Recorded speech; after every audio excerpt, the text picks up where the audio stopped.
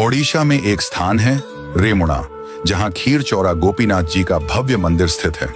वहां रात्रि में ठाकुर जी को 11 मिट्टी के स्कोरों में खीर का भोग लगाया जाता है और भोग लगने के बाद जितने दर्शनार्थी होते हैं सब में वह खीर प्रसाद स्वरूप बांटी जाती है। एक दिन की बात है, श्री माधवदास जी वृंदावन के महान संत जगन्नाथपुरी जा रहे थे। रास्ते में रुककर रेमुणा पहुंचे। उन्होंने सुना कि यहाँ गोपीनाथ जी को खीर का भोग लगता है, तो रुक गए, शायद कुछ प्रसाद मिल जाए। रात्रि में ठाकुर जी को शयन का समय हुआ। 11 सकोरों में खीर चढ़ाई गई। भोग लगने के पश्चात प्रसाद वितरण हुआ। भीड़ बहुत थी। माधवदास जी पीछे खड़े थे। प्रसाद भंटते भंटते माधवदास जी तक पहुंचते पहुंचते खीर समाप्त हो गई। पुजारी ने हाथ जोड़ लिए, बोले, भक्तवर, खीर समाप्त हो गई। माधवदास जी 3 दिन से उपवास में थे, परंतु फिर भी न किसी से बोले, न कुछ मांगा।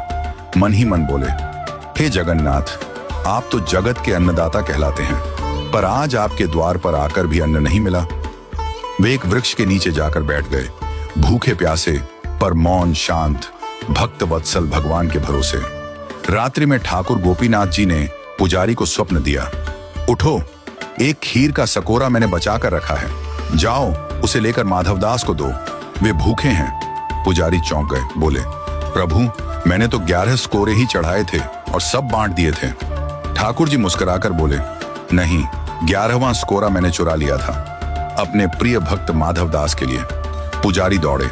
उन्होंने सचमुच मंदिर में एक स्कोरा पाया, जो अन्य प्रसाद से अलग रखा हुआ था।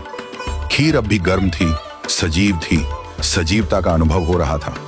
वे दौड़कर वृक्ष के नीचे पहुंचे, जहां माधवदास जी बैठे थे। बोले, भक्तवर, प्रभु का प्रसाद पाओ। माधवदास जी बोले, अब इतनी आधी रात को खीर कहां से आ गई? क्या आप दोबारा बना लाए हैं? पुजारी भाव विह्वल होकर बोले, नहीं, प्रभु गोपीनाथ जी ने आपके लिए स्वयं चुरा ली थी खीर, आप भूखे ना रहें, इसीलिए। यह सुनते ही माधवदास जी प्रेम में झूम उठे। अगली सुबह उन्होंने मंदिर प्रांगण में नृत्य करना प्रारंभ किया। बोल उठे, वाह मेरे ठाकुर, दूसरे भगवानों को लोग चढ़ाते हैं, लेकिन मेरे ठाकुर जी तो चुराते हैं अपने भक्तों के लिए। ये तो खीर चौरा है, खीर चुराने वाले गोपीनाथ।